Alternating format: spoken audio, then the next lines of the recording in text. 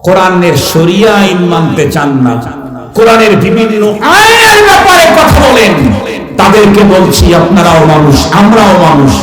আপনারা তো নমিনেশনের পিছনে দৌড়ান, আমাদের পিছনে নমিনেশন দৌড়ায়। আমরা নমিনেশনের দিকে যাই না। কেন?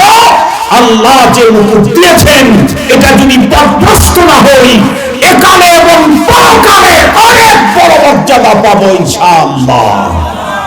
আপনারা বলুন, তাম পৃথিবীতে যত মানুষ আছে, সমস্ত মানুষগুলি একদিক থেকে দুই প্রকার। কিছু মানুষ আছে যারা পরপারকে বিশ্বাস করে, পরপারের সুখ দুঃখ বিশ্বাস করে, যে নামেই হোক, জান্নাত নামে হোক, জাহান্নাম নামে হোক, স্বর্গের নামে হোক আর নরকের নামেই হোক, স্বর্গ নরক। আর এক প্রকারের মানুষ আছে যারা পরপারকে বিশ্বাস করে, স্বর্গ নরক জান্নাত জাহান্নাম বিশ্বাসের প্রশ্নই আসে না। তাদের থিওরি কি? নামুতু ওয়া নাহইয়া ওয়া মা ইউহলিকুনা ইল্লা দাহর। তাদের থিওরি হলো মানুষ প্রকৃতির কারণে জন্ম নেয়, প্রাকৃতিক কারণে মানুষের মৃত্যু হয়, জন্মের আগে মরণের পরে কিছুই নেই। আপনারা একটা কিছু বলেন, নাউজুবিল্লাহ, আউযুবিল্লাহ, আলহামদুলিল্লাহ, একটা কিছু বলেন। ও মাশাআল্লাহ, তাহলে ঠিক আছে।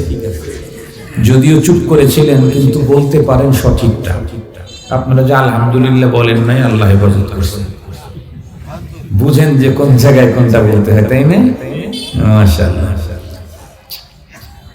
এই পৃথিবীর যেই মানুষগুলি পরপার বিশ্বাস করে, পরপারের সুখ দুঃখ বিশ্বাস করে, আগেই বলেছি যে নামেই হোক, জান্নাত জাহান্নামের নামে বিশ্বাস করুক আর স্বর্গ নরকের নামে বিশ্বাস করুক, প্রতিটি মানুষ পরপারে সুখী হতে চায়, কেউ পরপারে দুঃখী হতে চায় কেউ। আপনাদেরকে বিষয়টা বুঝবার জন্য একটা মিসাল দিলে খুব ভালো বুঝবেন। আপনাদের অঞ্চলে কি হিন্দু আছে? আছে। আমাদের দেশের হিন্দু যারা, তারা কিন্তু অনেকগুলাকে পূজা করে, কখনো লক্ষ্মী, কখনো সরস্বতী, কখনো দুর্গা, কখনো কালী। কথা বলেন। তাদের ধর্মীয় বিশ্বাস, আকীদা, সংস্কৃতি যা আছে, তার মধ্যে একটা হলো এদের যতই আপনজন মারা যাক, তাকে চিতায় নিয়ে আগুনে পুড়িয়ে ছাই করে দেবে। দেখছেন কি আপনারা? এমনকি জন্মদাতা বাবাও যদি মারা যায়, তাকেও আগুনে পুড়িয়ে দিবে। সিস্টেম হলো সবচাইতে কাছের যে আপনজন, যেমন বড় ছেলে, সেই প্রথম আগুন লাগাবে। গর্ভধারিণী মা, সে যদি মারা যায়, তাকেও তারা পুড়িয়ে দিবে। কলিজার টুকরা সন্তানও যদি মারা যায়, তাকেও পুড়িয়ে ফেলবে। রফিকায়ে হায়াত, জীবন সঙ্গিনী স্ত্রী, যাকে লক্ষ্য করে মানুষ বাবা মাকে পর্যন্ত ছেড়ে যায়, সেই স্ত্রী যদি পরমা সুন্দরী হয়, বিশ্ব সুন্দরী হয়, এই স্ত্রী মারা গেলেও স্বামী তাকে পুড়িয়ে ছাই করে ফেলবে। কেন? এত আপন জনকে তারা কি করে পোড়ায়? কেন পোড়ায়? কারণ হলো তাদের ধর্মীয় আকীদা, বিশ্বাস। একজন মানুষ জীবন চলার পথে, জীবনের বাঁকে বাঁকে, ফাঁকে ফাঁকে সৃষ্টিকর্তার সাথে অনেক ভুল বেদুরি হয়েই থাকে। এতগুলি ভুলের ক্ষমা না নিয়ে সে যদি পরপারে যায়, তাহলে তাকে নরকে যেতে হবে অপরাধের কারণে। তারা কেউ নরকবাসী হতে রাজি নেই। এই জন্য তারা সিস্টেম আবিষ্কার করেছে, মরণের পরে ওকে আগুন দিয়ে পুড়িয়ে জীবনের সব গুনাহ শেষ করে স্বর্গে পাঠায় দেব। এটা সত্য, সহি না গলত, ভুল না শুদ্ধ, এগুলি আমি বলতে যাব না, এটা আমার সাবজেক্টই না। আমার সাবজেক্ট হলো এখান থেকে একটা পয়েন্ট উদ্ধার করা, সেটি হলো হিন্দু বহুত্ববাদী। এরাও মরণের পরে পরপারে স্বর্গেই যেতে চায়, আগুনে পুড়ে হলেও কেউ নরক যেতে চায়। সেই ক্ষেত্রে আমরা একত্ববাদের বিশ্বাসী যারা, যারা আমরা একজন রব মানি, আমরা তো পরপারে জান্নাতি যেতে চাই, আমরা কেউ জাহান্নামে যেতে রাজি নাই। যে নামাজ পড়ে সেও জান্নাতে যেতে চায়, যে নামাজ পড়ে না সেও জান্নাতে যেতে চায়। যে গাঞ্জা খায়, ভাঙ খায়, বাবা খায়, বোতল খায়, এরাও কোথায় জান্নাত যেতে চায়?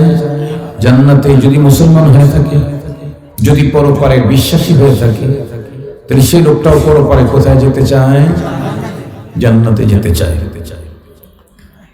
কিন্তু জান্নাতে তো আমরা যেতে চাই। জান্নাত কি আমাদের কারো বাবা বাড়ির সম্পদ? নানা বাড়ির, শ্বশুর বাড়ির, কার তো কোনো বাড়ি নেই। জান্নাতটা কার? কে বানিয়েছেন? এই যে আমার পকেট থেকে বের করলাম, এই যে আমার চশমা, এই চশমাটা আমি নিজে কিনেছি। কথার কথা বলতেছি, এই চশমাটা 7,000 টাকা দিয়ে কিনেছি। আসলে 6,000 টাকা দিয়ে কিনছি আর কি, 6,000। এই 6,000 টাকা দিয়ে আমি এই চশমাটা কিনেছি। এই চশমার মালিক আমি। এই চশমা যদি আপনি নিতে চান, পেতে চান, তাহলে দুইটা পদ্ধতি। একটা হলো লিগ্যাল, একটা ইনলিগ্যাল। একটা বৈধ আর একটা অবৈধ।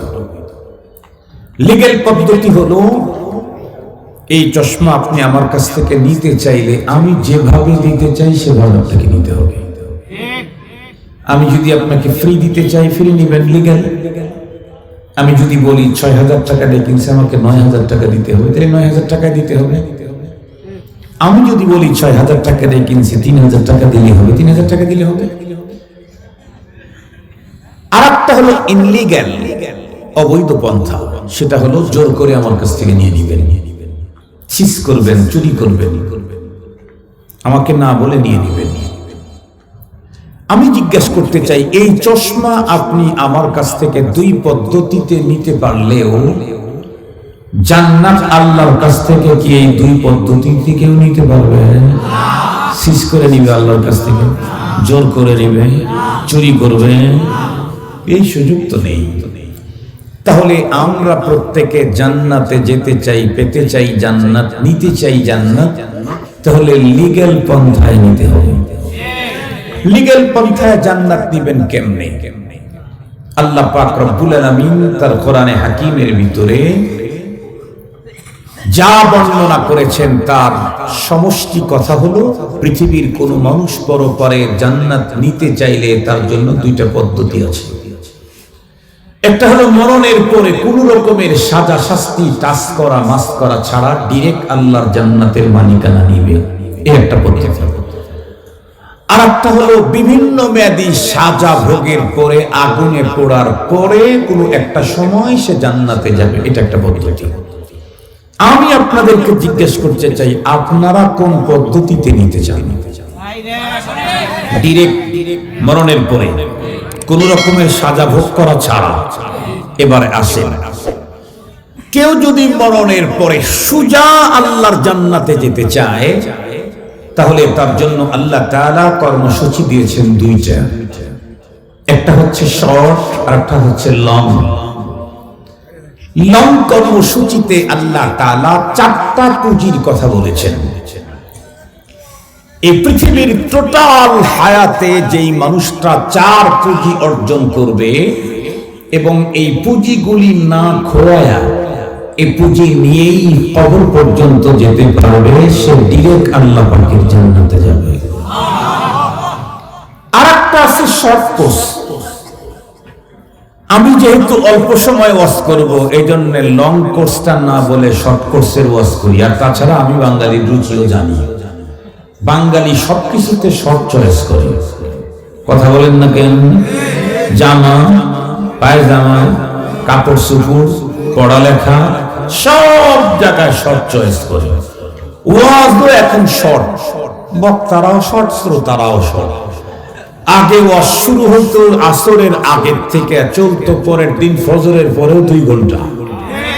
এখন রাত্রি 12টা দেখার আগে শ্রোতা ও কি বক্তা যত আসমান ছোঁয়াই হোক, শ্রোতা আর থাকতে রাজি নাই, ধীরে ধীরে ধীরে ধীরে কমতে থাকে। কথা বলেন। এ কারণে আমাদের বুজুর্গরা আগে লম্বা লম্বা কিতাব লিখছে, এখন আবার সব কিতাব লেখা শুরু করছে। আমাদের বুজুর্গরা এক কিতাব লিখেছেন, তার নামই হচ্ছে 1 মিনিটের মাদ্রাসা। কত শর্ট চাও তুমি? কিতাবটার নামই কি বলেন? 1 মিনিটের মাদ্রাসা। এই কিতাব কি জীবনে পড়ছেন, শুনছেন? ওলামায়ে কেরাম শুনছে, দেখছি। এই কিতাব 1 মিনিটের মাদ্রাসা হলে কি হবে? 1000 মিনিটের চাইতে অনেক দামি। এই কিতাবটা প্রতিটি মসজিদে তালিম হওয়া দরকার। প্রত্যেকটা মসজিদে 5 ওয়াক্ত নামাজের কোন না কোন এক ওয়াক্তে 1 মিনিটের মাদ্রাসার তালিম যদি হয়, আর ওই মসজিদের মুসল্লিরা যদি কন্টিনিউ 1 মিনিটের একটা করে সবক প্রতিদিন যদি মনোযোগ দিয়ে শোনে আর মুখস্থ করে, তাহলে 1 বছরের ভিতরেই আশা করা যায় ওই মুসল্লির নামাজ পরিপূর্ণতায় পৌঁছে যাবে এবং ওই মুসল্লির ঈমান পরিপক্ক হবে। কেন?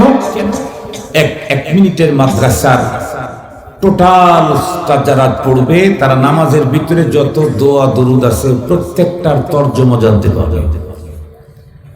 এই জন্য আমরা এখন তো আল্লাহু আকবার, সামি আল্লাহু লিমান হামিদা, রব্বানা লাকাল হামদ হামদান কাসীরান তাইয়িবান মুবারাকান ফীহি শুধু বলি, কিন্তু এটার ভিতরে কি বললাম এটা বুঝি না। না বোঝার কারণে নামাজের ভিতরে মন বসে না, বুঝি না যে, এই জন্য মন বসে না। যখন বুঝে পড়বো তখন নামাজের ভিতরে মন হাজির থাকবে, তখন নামাজ প্রাণ পাবে। সেদিকে যেতে চাই না, আমি আমার মূল আলোচনার দিকে যেতে চাই। শর্ট কোর্সের কথা বলে শর্ট কোর্সের কর্মসূচি কয়টা? মাত্র 2টা। সুবহানাল্লাহ বললেন না?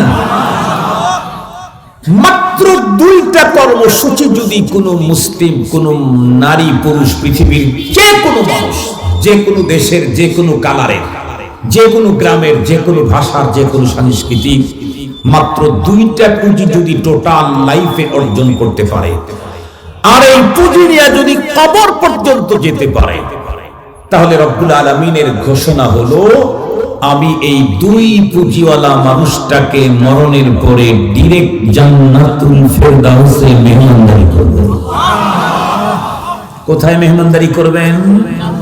জান্নাতুল ফিরদাউসে। আল্লাহ তাআলা বলেন, ইন্নাল্লাযীনা আমানু ওয়া আমিলুস সালিহাতি কানাত লাহুম জান্নাতুল ফিরদাউসি নুজুলা। নিঃসন্দেহে যেই মানুষগুলি ঈমান আনলো আর নেক আমল করলো, আমি তাদের প্রত্যেককে জান্নাতুল ফিরদাউসে মেহমানদারি করব। এখন কারো কারো প্রশ্ন আসতে পারে, হুজুর জান্নাতুল ফিরদাউসে মেহমানদারি করবেন কতদিন? মেহমানদারির কথা যেহেতু বলেছেন, তো কতদিন মেহমানদারি করবেন? আল্লাহ তাআলা উত্তর দিলেন, খালিদিন। আমরা প্রশ্ন করলাম কতদিন? রব উত্তর দিলেন খালিদিন। খালিদিন মানে, কথা বলেন, খালিদিন মানে চিরকাল। চিরকালটাও যদি বুঝতে কারো প্রবলেম হয়, আল্লাহ ওয়াজাহাত করে দিলেন আবাদা। আর জীবনেও কোনোদিন তোমাকে জান্নাত থেকে বের হতে হবে না, মেহমানদারি চলবে চিরকাল। এখন যদি কেউ প্রশ্ন করে, হুজুর আপনি না বললেন ডাইরেক্ট জান্নাতে যাওয়ার 2টা পদ্ধতি আছে, একটা হলো 4 কর্মসূচি, আর শর্ট কোর্স, আর একটা হলো লং কোর্স। লং কোর্সে পুঁজি হলো 4টা, শর্ট কোর্সে পুঁজি হলো মাত্র তার অর্ধেক 52টা। 2 পুঁজিওয়ালাকেই যদি আল্লাহ পরপারে জান্নাতুল ফিরদাউস দেন, তাহলে 4 পুঁজিওয়ালাকে কি দিবেন? জান্নাতুল ফিরদাউসের চাইতে তো দামি আর কোনো জান্নাত নেই। 2 পুঁজিওয়ালাকেই যদি জান্নাতুল ফিরদাউস দেন, তাহলে 4 পুঁজি যিনি নিয়ে যাবেন তাকে কি দিবেন? যদি বলেন তাকেও জান্নাতুল ফিরদাউস, তাহলে তো 4 পুঁজিওয়ালার একটু ঠকা হলো, কারণ সে 4 পুঁজি নিয়ে গেল, সেও জান্নাতুল ফিরদাউস। আর একজন 50 মাত্র 2 পুঁজি নিয়ে গেল, তাকেও জান্নাতুল ফিরদাউস। শুধু বিষয়টা কেমন? তাহলে আপনাদেরকে একটু অল্প সময় ধৈর্য ধারণ করতে হবে। ধৈর্য ধরতে পারবেন তো ইনশাআল্লাহ? আমি ঘড়ি দেখেই বস করি, অসুবিধা নেই, 12টায় শেষ করে দেবো ইনশাআল্লাহ। আপনারা যারা ইন্টারনাল অথবা ইন্টারন্যাশনাল বিমানে যারা চলাফেরা করেছেন, অভ্যন্তরীণ বিমান অথবা আন্তর্জাতিক বিমান রুটে যারা চলাফেরা করেছেন, তারা জানেন বড় বিমানগুলোতে দুই রকমের সিট থাকে। একটা হচ্ছে বিজনেস ক্লাস আর একটা হচ্ছে ইকোনমি ক্লাস। আপনারা জানেন কিনা জানি না, বিজনেস ক্লাসের সিটের ফেয়ার যদি হয় 1 লক্ষ টাকা, ইকোনমি ক্লাসের ফেয়ার হবে মাত্র 50,000 টাকা। জাহাজ কিন্তু একটাই, উড়োজাহাজ কিন্তু একটাই, শুধু ক্লাসের তারতম্যের কারণে ফেয়ার ডাবল কম বেশি। ইকোনমি ক্লাসে 50,000, বিজনেস ক্লাসে 1 লাখ প্লাস। কেন? কারণ একই বিমান হলে কি হবে, এই দুই রকমের সিটের কারণে মজার অনেক কম বেশি আছে।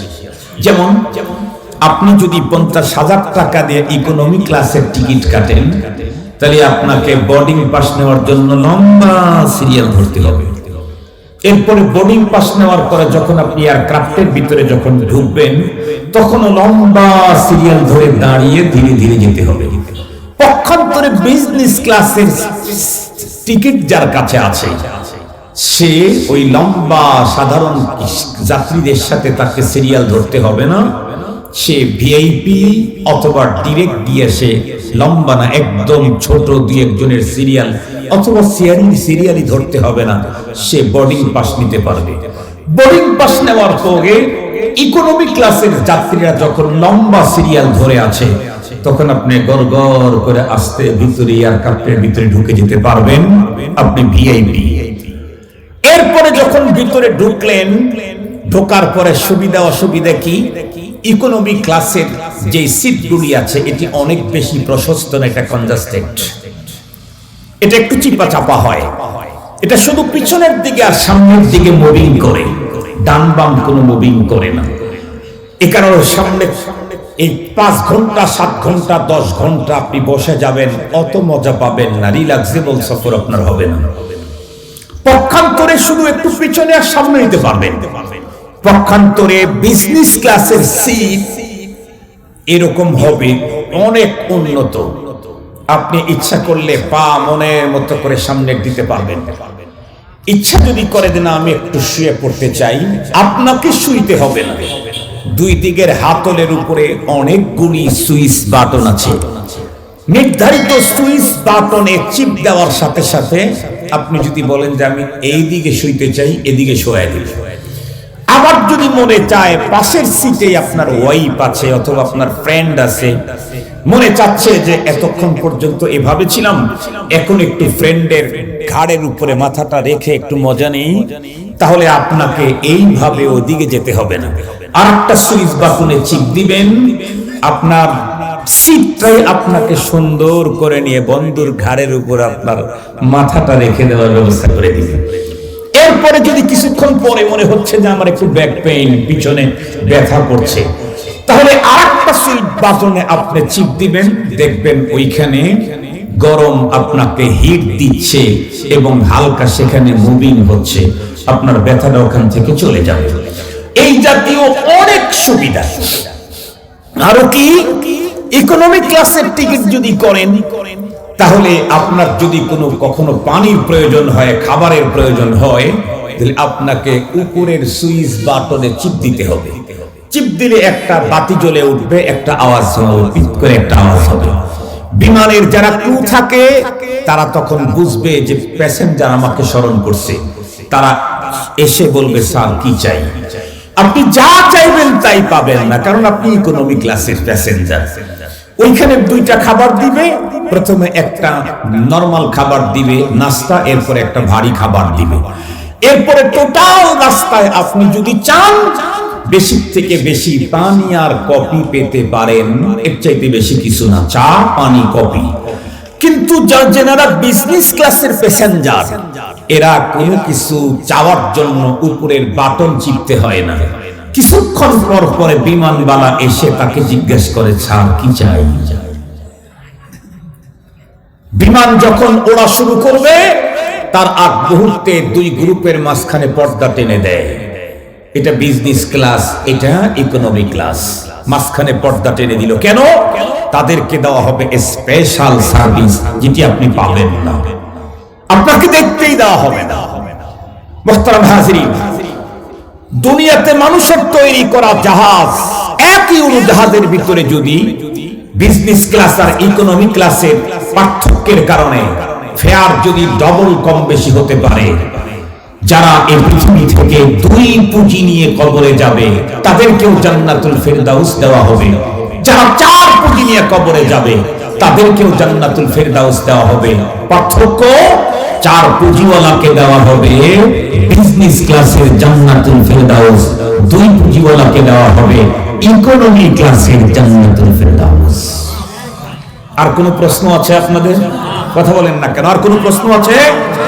এখন কথা হলো, আমি জান্নাতুল ফেরদাউসে ডাইরেক্ট ঢুকতে চাই, আমার কি লাগবে? দুইটা। এক নম্বরে হলো ঈমান। নাম্বার 1 ঈমান।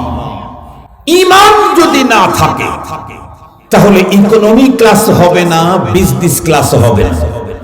এমন কি হাজার হাজার বছর জাহান্নামের আগুনে পোড়ার পরে কোনদিনও আর জান্নাতে ঢোকার সুযোগ হবে না। কোনদিন না কোনদিন জান্নাতে যেতে চাইলে যে জিনিসটা লাগবে তার নাম ঈমান। মুসলমান ভাইরা আমার, ভালো করে বুঝেন, ঈমান নামক সম্পদ কতটাই দামি। যেই সম্পদ পৃথিবীর কারো কাছে না থাকলে সে কোন ফ্যামিলির, কোন ঘরের, কার বাবা, কার চাচা, কার দাদা, কার আপনজন, কার পরজন, এগুলি দেখার কোনো সুযোগ নাই। আপনাদেরকে সহজে বুঝবার জন্য আল্লাহর কোরআন থেকে বন্ধুরা আমার আপনাদেরকে জানাই, পয়গম্বরের হাদিস থেকে জানাই।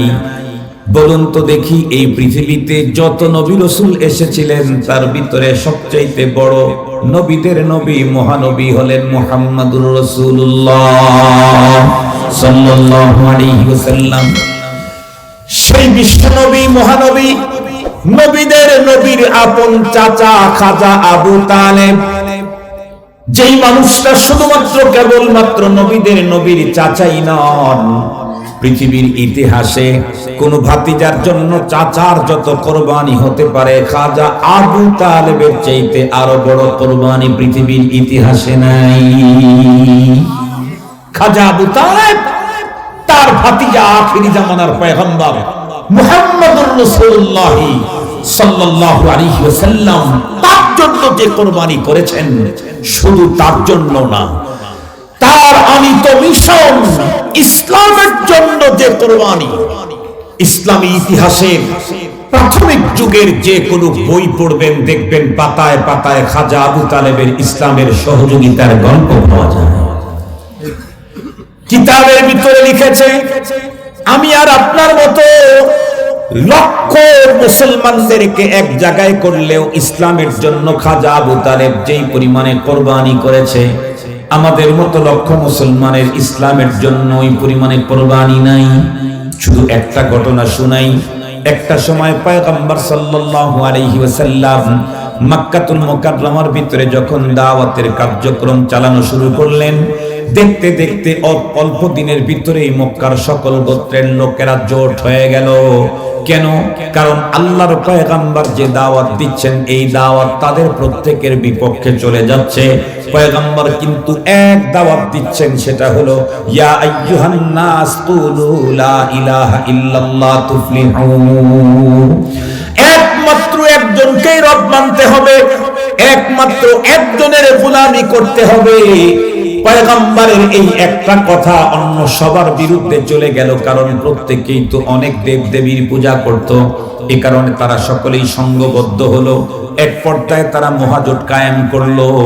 এক পর্যায়ে তারা খাজা আবু তালেবের কাছে এসে তাদের প্রতিনিধিত্ব দল এসে বলল, খাজা আবু তালেব, আপনি আমাদের বস, আপনি আমাদের নেতা, আমরা আপনাকে অনেক চয়েস করি, অনেক সম্মান করি, আপনারা বাপদাদার যুগ থেকেই আরবের বড় নেতা, এজন্য আপনাদেরকে সম্মান করি। কিন্তু আপনার ভাতিজার কার্যক্রম যদি আপনি বন্ধ করতে না পারেন, তাহলে কিন্তু আমরা আপনার বিরুদ্ধে সিদ্ধান্ত নিতে আর ভুল করব না, কুণ্ঠাবোধ করব না, আর কোনো দেরি করব না। কি হয়েছে? বলে, আপনার ভাতিজা যদি নির্ধারিত একটা গোত্র আর বংশের বিরুদ্ধে কথা বলতো, তাহলে আমরা মেনে নিতাম। আমাদের প্রত্যেকের ধর্মকর্মের বিরুদ্ধে কথা বলে সঙ্গত কারণে আমরা ঐক্যজোট করেছি। আপনার ভাতিজাকে থামান, না হলে আপনার বিরুদ্ধে আমরা অবশ্যই ব্যবস্থা নেব। বিশ্বনবীজির চাচা খাজা আবু তালেব বড় মুসিবতের ভিতরে পড়ে গেলেন। ভাতিজা পয়গম্বর সাল্লাল্লাহু আলাইহি ওয়াসাল্লামকে ডাকলেন। আল্লাহর পয়গম্বরকে ডেকে বললেন, ভাতিজা, মক্কার সকল গোত্রের লোকেরা একযোগে তোমার বিরুদ্ধে কমপ্লেইন করতে এসেছে। এখন আমি তোমাকে বলতে চাই, তুমি একটু মেহেরবানি করে তোমার এই কার্যক্রমটা একটু বন্ধ করে দাও। এই কথা বলতেই পয়গম্বর সাল্লাল্লাহু আলাইহি ওয়াসাল্লাম চাচাকে উত্তর করলেন, চাচা, আপনি যেই কথাটা বললেন সেই কথা মানার আমার কোনো সুযোগ নাই। বলে, কেন? রব্বুল আলামিন আমাকে তো পৃথিবীতে পাঠিয়েছেন এই কাজের জন্য। আল্লাহ পাক নিজেই বলেন, হুয়াল্লাযী আরসালা রাসূলাহু বিল হুদা ওয়া দীনিল হক লিইয়ুযহিরাহু আলাদ দীনি কুল্লিহি ওয়ালাউ কারিহাল কাফিরুন। তিনি তো ওই সত্তা যিনি দ্বীনে হক দিয়ে তার নবী পাঠান, যাতে করে সকল ভ্রান্ত ধর্মের উপরে দ্বীনে হকটাকে বিজয় করেন। ওগো আমার চাচা, আমি তো মাবউস হয়েছি এই কাজ নিয়েই। সঙ্গত কারণে আমি কখনো এই কাজ বন্ধ করতে পারবো না।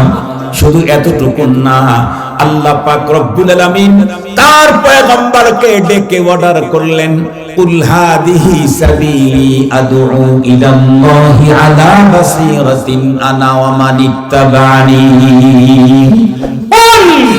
ওগো আমার হাবিব, আপনি স্পষ্ট বলে দেন, হাদিহি সাবিলি, এটাই আমার পথ, এটাই আমার কাজ, এটাই আমার মিশন। আদউ ইলাল্লাহ, পৃথিবীর প্রতিটি মানুষকে আমি আল্লাহর দিকে ডাকবো, এটা আমার মিশন, এটা আমার কাজ। এই মূল দায়িত্ব দিয়েই আমি পৃথিবীতে প্রেরিত হয়েছি। সঙ্গত কারণে জীবন গেলেও আমি আমার কাছ থেকে বিচ্ছিন্ন হওয়ার কোনো সুযোগ আমার নাই। এই কথা যখন পয়গম্বর বললেন, খাজা আবু তালেব তখন পয়গম্বরকে ডেকে বললেন, ভাতিজা, তাহলে আমি এখন তোমাকে বলছি, তুমি তোমার মিশনের কাজ তোমার চাহিদা মোতাবেক তুমি চালাইতেই থাকো। যতক্ষণ পর্যন্ত আমার দেহের ভিতরে আত্মা আছে, ততক্ষণ পর্যন্ত আমি তোমাকে সেইটা দিতেই থাকবো। খাজা আবু তালেব শুধু মুখে মুখে বলেন নাই, আমাদের দেশের লোকেরা মুখে বলে একটা, ঠকে গেলে করে আর একটা। ঠিক বললাম না? ঠিক বললাম। ওয়াজার বক্তৃতার মঞ্চে হুজুরদের কথা শুনে বলে, হুজুর এইবার কিন্তু আপনাদের। কিন্তু যখনই ভোটের বাক্স চলে যায়, বন্ধুরা আমার, ওইখানে যাওয়ার পরে লাকুম দীনুকুম ওয়ালিয়া দীন, তখন আর হুজুরের কথা মনে থাকে না। আগের নেত্রীর আল হাদিস লাকুম দীনুকুম ওয়ালিয়া দীন, আগের নেত্রী বুঝছেন তো, উনি এটা বলতেন, এইটা হলো আল হাদিস, কোরআন শরীফের আয়াত পড়ে পরে বলে যে আল হাদিস। মুহতারাম হাজিরিন, যাই হোক, খাজা আবু তালেব এই চরিত্রের ছিলেন না। ভাতিজাকে বললেন, যতক্ষণ পর্যন্ত আমার দেহে জীবন আছে, ততক্ষণ পর্যন্ত আমি তোমাকে হেমায়েত করব, হেল্প করব, সহযোগিতা করব। পয়গম্বর আরো সুযোগ পেলেন, দাওয়াতের কাজ শুরু করলেন। মক্কার লিডারেরা দেখলো, কি রে, বড় নেতাকে বলার পরে তো দেখি তার ভাতিজা আরো বেশি জোরে সরে হেদায়েতের কাজ করা শুরু করে দিয়েছে, দাওয়াতের কাজ। তাহলে এবার বসো, বড় নেতার বিরুদ্ধে আজকে অ্যাকশন। শেষ পর্যন্ত সম্মিলিত সিদ্ধান্ত গ্রহণ করলো, খাজা আবু তালেব যদি তার ভাতিজাকে ছেড়ে না দেয়, তার মিশন যদি বন্ধ না করে, তাহলে আমরা তার বিরুদ্ধে বয়কট করলাম, সিরিয়াস এক বয়কট। 3 বছর পর্যন্ত পুরা পরিবারের বিরুদ্ধে তারা পুরা আরবের মানুষ বয়কট করলো। তাদের সাথে কথাবার্তা বন্ধ, তাদের সাথে লেনদেন বন্ধ। তারা কেউ বিক্রি করতে চাইলে তোমরা কিনতে পারবা না, ওর কাছে কেউ কিনতে চাইলে ওদের কাছে বিক্রি করতে পারবা না। তারা সালাম দিলে জব দিতে পারবা না, তাদেরকে সালাম দেওয়ার প্রশ্নই উঠে না। এমনকি তাদের কাছে গিয়ে কেউ বসতে পারবা না, তারা বসতে চাইলে কেউ বসতে দিবা না। ভয়ঙ্কর বয়কটের জীবন শুরু হলো। এত কষ্ট, এত দুঃখ, একটা পর্যায়ে খাজা আবু তালেবের বংশ ফ্যামিলির লোকেরা, বন্ধুরা আমার, জীবন বাঁচানোর তাগিদে গাছের পাতা পোতা খাওয়া শুরু করে দিল, কারণ জীবন চলতেছে না। এত ভয়ঙ্কর পরিস্থিতিতে থাকার পরেও খাজা আবু তালেব কখনো আল্লাহর পয়গম্বরকে ছেড়ে যান নাই। এত বড় ইসলামের জন্য কোরবানি করা লোকটা খাজা আবু তালেব, কিন্তু সেই লোকটা বন্ধুরা আমার মৃত্যুর মুহূর্তে আল্লাহর পয়গম্বর তার কাছে গিয়ে বলতেছিলেন, চাচা তুমি শুধু একবার বলো লা ইলাহা ইল্লাল্লাহ মুহাম্মাদুর রাসূলুল্লাহ। পয়গম্বরের চাচা তখন উত্তর করলেন, বেটা আমি তো আগে থেকেই জানি তোমার দিন হচ্ছে দ্বীনে হক, কিন্তু আমি তোমার দিনে যেতে পারতেছি না, কারণ বাপদাদার ধর্ম ছেড়ে তোমার ধর্মে শেষ মুহূর্তে আমি যেতে চাই না। অন্তিম মুহূর্তে পয়গম্বর যখন বারবার বলতেছিলেন, তখনও বন্ধুরা আমার চাচা এমনই উত্তর দিচ্ছিল। আল্লাহ পাক রব্বুল আলামিন তার পয়গম্বরকে মেসেজ দিয়ে দিলেন, ইন্নাকা লা তাহদি মান আহবাবতা ওয়ালাকিন্নাল্লাহা ইয়াহদি মান ইয়াশা। হাবিব আমার, আপনি হাজার চেষ্টা করলে একজনকে আপনি গন্তব্য পর্যন্ত পৌঁছাইতে পারেন না। রব্বুল আলামিন যাকে চান তাকেই ওই হেদায়েত দান করেন। উলামায়ে কেরাম জানে হেদায়েতের 2 তরজমা, একটা হলো ইসাল ইলাল মাতলুব, আর একটা হলো ইরাআতুত তরিক। একটা হলো রাস্তা দেখানো, এটা নবী রাসূল উলামা বুজুর্গানে দ্বীনের কাজ, আর একটা হলো গন্তব্য পর্যন্ত পৌঁছিয়ে দেওয়া, এটা কার কাজ? আল্লাহর কাজ। হেদায়েতের নিসবত আল্লাহর দিকে হলে গন্তব্য পর্যন্ত পৌঁছানো হয়, আর অন্যের দিকে হেদায়েতের নিসবত হলে রাস্তা দেখানো হয়, সেদিকে যেতে চাই না। বলতে চাই শেষ পর্যন্ত খাজা আবু তালেব ঈমান আনতে পারে নাই। এ কারণে কিয়ামতে কোনো একদিনের জন্য খাজা আবু তালেব জান্নাতে যেতে পারবে না। নবীদের নবীর চাচা ইসলামের জন্য এত কুরবানি, ঈমান নাই, জান্নাত নাই। শুধু তাই নয়, আরো একজন পয়গম্বর হযরত ইব্রাহিম খলিল, যিনি উম্মতে মুসলিমার পিতা, মিল্লাত আবিকুম ইব্রাহিম হুয়া সাম্মাকুমুল মুসলিমিন। तमाम পৃথিবীর সমস্ত উম্মতে মুসলিমার পিতাকে, কথা বলেন না একটু ভাই, পিতাকে ইব্রাহিম খলিল আলাইহিস সালাম, তার পিতা আযর, সারা দুনিয়ার উম্মতে মুসলিমার পিতা, তার পিতা আযর। বলুন তো দেখি, ঈমান নাই, জান্নাত নাই। আরো জোরে বলেন, জান্নাত নাই। নবীদের ইব্রাহিম খলিল নবীর পিতা হওয়ার পরেও ঈমান নাই, কোনদিন জান্নাত হওয়ার সম্ভাবনা নেই। আরো একজন পয়গম্বর, জলিলুল কদর পয়গম্বর, যেই পয়গম্বরের এক দোয়ার প্রেক্ষিতে আল্লাহ পাক রব্বুল আলামিন तमाम পৃথিবীর সমস্ত কাফের মুশরিক বেঈমান সকলের আন্ডা বাচ্চা পর্যন্ত সমূলে শেষ করে দিলেন। উনি হলেন সাইয়্যিদিনা হযরত নূহ আলাইহিস সালাম। আপনারা কোরআন শরীফ পড়ে দেখবেন, নূহ আলাইহিস সালাম আল্লাহ পাকের কাছে আবেদন করেছিলেন, রব্বি লা তাদার আলাল আরদি মিনাল কাফিরিনা দাইয়ারা ইন্নাকা ইন তাদারহুম ইউদিল্লু ইবাদাক ওয়ালা ইয়ালিদু ইল্লা ফাজিরান কাফফারা। নূহ আলাইহিস সালামকে আল্লাহ তাআলা লম্বা হায়াত দিয়েছিলেন। উনি মানুষদেরকে কত ভাবে বুঝাইছেন। নূহ পয়গম্বর বলেন, ইন্নী দাআউতুহুম লাইলাও ওয়া নাহারা ওয়া আ'লানতু লাহুম ওয়া আসরারতু লাহুম ইসরারা। রব্বুল আলামিন, তুমি এই দুনিয়ার কাফের, বেঈমান, মুশরিক, নাস্তিক, মুরতাদের আন্ডা বাচ্চা একটাও রেখো না, সবগুলাকে সমূলে শেষ করে দাও। কেন? লম্বা টাইম পর্যন্ত এমন কোন পদ্ধতি নাই যেই পদ্ধতিতে আমি তাদেরকে বুঝাই নাই, কিন্তু আমি যখনই তাদেরকে বুঝিয়েছি তাদের কন্ডিশন কি ছিল? কুল্লামা দাআউতুহুম লিতাগফিরা লাহুম জাআলু আসাবিআহুম ফি আযানিহিম ওয়াস্তাগশাউ সিয়াবাহুম ওয়া আসররু ওয়াস্তাকবারু ইস্তিকবারা। আল্লাহ, যখনই আমি তাদেরকে ডেকেছি যাতে তুমি মাফ করে দাও, ওরা তখন দুই আঙ্গুল কানের ভিতরে শিপি দিত যাতে আমার কথা ওদের কানেই না ঢোকে। অহংকার করত, দম্ভ দেখাতো।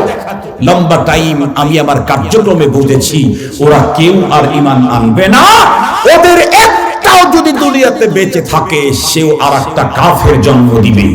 এজন্য ওই যে আমাদের এক নেতা বাংলাদেশে বলছিল, তার বাচ্চা জন্মের পরে নাকি জিজ্ঞেস করছে কিয়া হওয়া, তো বলছে এক লড়কা পয়দা হুয়া। কার নাকি বলছিল ও ফের আর এক নমরুদ পয়দা হুয়া। শুনুন ঘটনা না শুনে থাকলে আলহামদুলিল্লাহ, শুনে থাকলে ডবল আলহামদুলিল্লাহ। যদি শুনে না থাকেন আলহামদুলিল্লাহ, যদি না শুনে থাকেন তাহলে আলহামদুলিল্লাহ, শুনে থাকলেন ডাবল আলহামদুলিল্লাহ। আমাদের বাংলাদেশের কোন এক নেতার বাচ্চা জন্ম নিয়েছিল পাকিস্তানে, বলে পাকিস্তানে জন্মের পরে তারে জিজ্ঞেস করছে যে কিয়া পয়দা হওয়া, মানে তার বাচ্চা হয়েছে তো বলে এক লড়কা পয়দা হওয়া। তো যে শুনছে সে বলছে আর এক নমরুদ পয়দা হওয়া। সে নিজেই বলছে বাংলাদেশে বক্তব্য দিতে গিয়ে কোন এক রাষ্ট্রকে ভয়ঙ্কর আক্রমণ করতে গিয়ে মূলত উপরের দিকে থুতু ফেললে যা হয় ওই আল্লাহর বান্দির তাই হয়েছে। কথা বলেন না কেন? অন্যদেরকে কথা বলতে গিয়ে নিজের উপরেই চেপে পড়ছে। তো সেদিকে যেতে চাই না। আমার কথা হলো, আল্লাহ পাক রব্বুল আলামিনের পয়গম্বর দোয়া করার সাথে সাথে রব বললেন, ঠিক আছে আপনার কথা আমি মঞ্জুর করলাম, আমি এখন অপারেশন ক্লিন শুরু করব। তবে আপনি আর আপনার সাথে যারা ঈমান এনেছে তাদেরকে তো সেফটি দিতে হবে। এজন্য ফাসনাইল ফুলকা বিআয়ুনিনা, ও পয়গম্বর আপনার কথা মঞ্জুর করলাম, তাম পৃথিবীর একজন কাফের মুশরিকের আন্ডা বাচ্চাও দুনিয়াতে রাখবো না। এজন্য আমি দেব মহাপ্লাবন। সেই প্লাবন থেকে আপনি আর আপনার অনুগতদেরকে রক্ষা করবার জন্য একটা জাহাজ তৈরি করতে হবে। জাহাজটা কোন ডিজাইনের হবে? ডিজাইন আমি দেব আর কাজগুলো আপনি করবেন। এক কথায় নূহ পয়গম্বরের এক আবেদনে তাম পৃথিবীর সমস্ত কাফের মুশরিক বেঈমানদেরকে শেষ করে দিয়েছেন কে? সেই নূহ পয়গম্বর তার এক সন্তানের জন্য আল্লাহ পাকের কাছে আবার আবেদন করলেন। আবেদন করতে গিয়ে বললেন, ইয়া আল্লাহ ইন্নাহু মিন আহলি, আয় রব্বে কারীম আমার পোলাকে নাম, সে তো আমার কলিজার টুকরা সন্তান, প্লিজ তাকে একটু খাতির করেন। আল্লাহ পাক সাথে সাথে জানায়া দিলেন, ইন্নাহু লাইসা মিন আহলি। পয়গম্বর ওর ব্যাপারে আপিল করলে কোনো লাভ নাই, কারণ ওর যেহেতু ঈমান নাই, ওর জন্য কোনো আপিলের সুযোগ নাই। কি বোঝা গেল? নবীর কলিজার টুকরা পুত্র সন্তান কেনান জাহান্নামী কেন? ঈমান নাই, জান্নাতে যাওয়ার কোন সুযোগ নেই। আরো একজন পয়গম্বরের রফিকায়ে হায়াত স্ত্রী হযরতে লূত আলাইহিস সালাম, ইব্রাহিম খলিল আলাইহিস সালামের বাগিনা হযরতে লূত আলাইহিস সালাম, তার স্ত্রী নবীর স্ত্রী হওয়ার পরেও জান্নাত হবে না কেন? ঈমান নাই তো জান্নাত নাই। এখন আপনারা বলেন, নবীর চাচা, নবীর বাবা, নবীর ছেলে, নবীর স্ত্রী, তাদের যদি ঈমান না থাকার কারণে জান্নাত না হয়, আমি কার চাচা, আমি কার বাবা, আমি কার ছেলে, আমি কার স্ত্রী? মাদেরকে বলছি, আমার যদি ঈমান না থাকে পরপারে একদিনের জন্য জান্নাতের দেখা হবে না। এ কারণে আমাদের সর্বপ্রথম যে জিনিসটা দরকার সেটা হলো ঈমানের হেফাজত দরকার। ঈমান প্রথমে আনতে হবে, সেই ঈমানকে মৃত্যু পর্যন্ত ধারণ করে কবর পর্যন্ত যেতে হবে।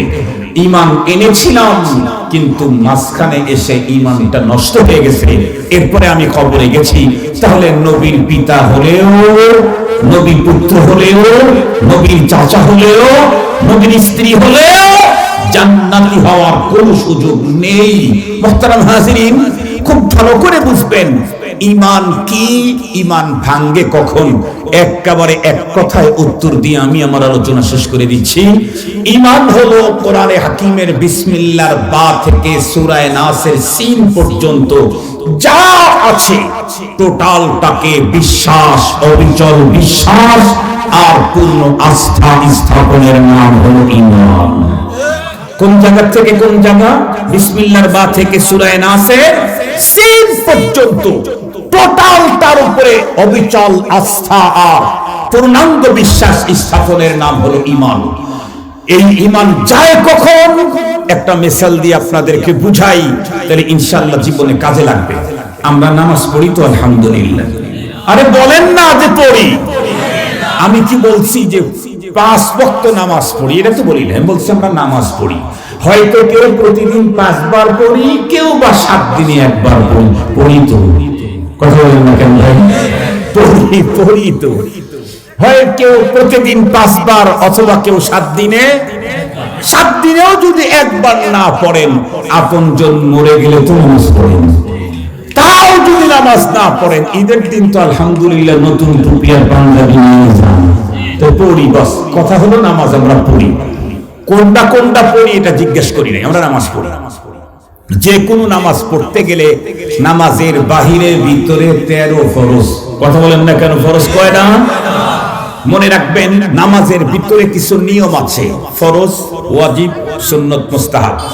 এই সুন্নত মুস্তাহাব নিয়মের যদি কেউ ইচ্ছাকৃত অনিচ্ছাকৃত ছেড়ে দেয়, তাতে নামাজ কখনো নষ্ট হয় না, সহজে দেওয়া লাগে না, শুধু নামাজের দাম একটু কমে যায়, নেকি একটু কমে যায়। ওয়াজিব, নামাজের ভিতরে যে ওয়াজিব গুলি আছে, এটার কোনো একটা যদি কেউ ইচ্ছাকৃত ছেড়ে দেয়, তাহলে তার নামাজ ভেঙে যায়, নতুন করে পড়তে হয়। ভুল ক্রমে যদি কোনো একটা ওয়াজিব কারো ছাড়া পড়ে, তাহলে শেষে গিয়া 2টা কি বলেন সুজদা দিলেই তার নামাজটা হয়ে যায়। আরেকটা আছে ফরজ। ফরজের কোনো একটা কাজ ইচ্ছায় ছাড়ুক আর অনিচ্ছায় ছাড়ুক, সুজদা 1000টা দিয়েও নামাজকে রিপিট করা সম্ভব নয়। এবার আসুন, নামাজের বাহিরে ভিতরে ফরজ কয়টা? 13টা। তার ভিতরে একটা ফরজ হলো কাপড় পাক, না পাক, কাপড় পাক। এই কাপড়টা পাক হতে হবে, এটা একটা ফরজ। এই কাপড়টাকে যদি আপনি পাক করতে যান, ধরে নেন আমাদের দেশে না পাকি আছে 10 রকমের, যেমন পেশাব, পায়খানা, পুজ, রক্ত। কথা বলেন না কেন? এগুলি পাক না পাক? মজি, ওদি, মনি, এই 3টা নাম বলছি, 3টাই নারী এবং পুরুষের পেশাবের রাস্তা থেকে বের হয়। 3 কোয়ালিটি, এই 3টাই না পাক।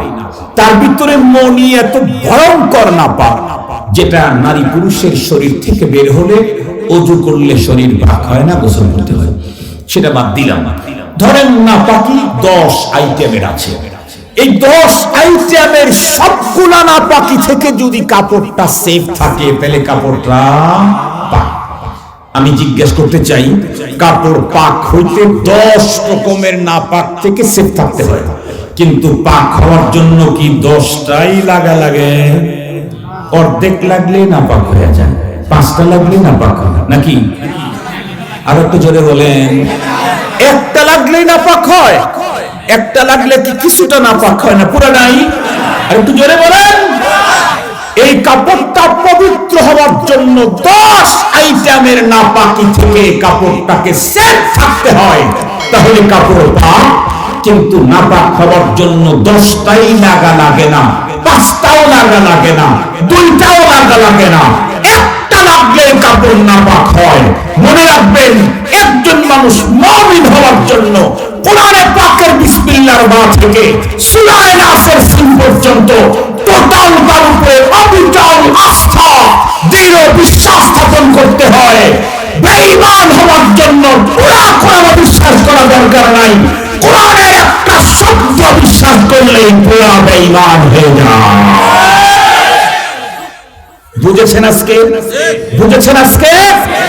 রাজনীতি করেন, নেতৃত্ব দিবেন, ক্ষমতায় যাবেন, যান, আপনাদেরকে কে বাধা দিয়েছে? যান, কিন্তু মনে রেখেন পরপরে যদি জান্নাত পেতে চান, ঈমান ছাড়া শুধু সিয়ার দিয়ে জান্নাত পাওয়া, শুধু পাওয়ার দিয়ে জান্নাত পাওয়া, পরপরে জানি জান্নাতে যেতে কি লাগবে?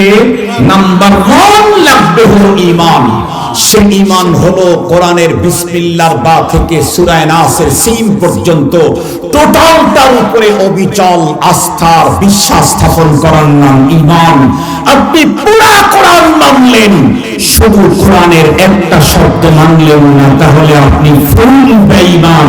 আপনার বাবা যদি নবীও হয়, পরপরে জান্নাতে ঢোকার কোনো উপায় না।